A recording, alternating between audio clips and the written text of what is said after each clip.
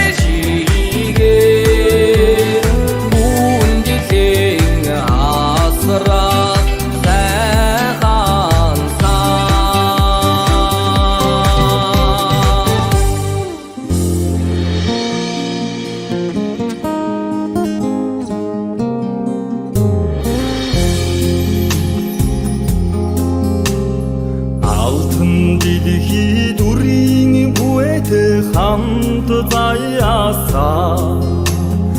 ангир ургаа шимүүдэн өсгөх буянтай төрсөн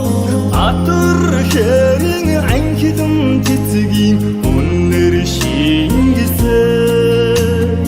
аляа хөрхөн үрийнхээ доон сэтгэд байсан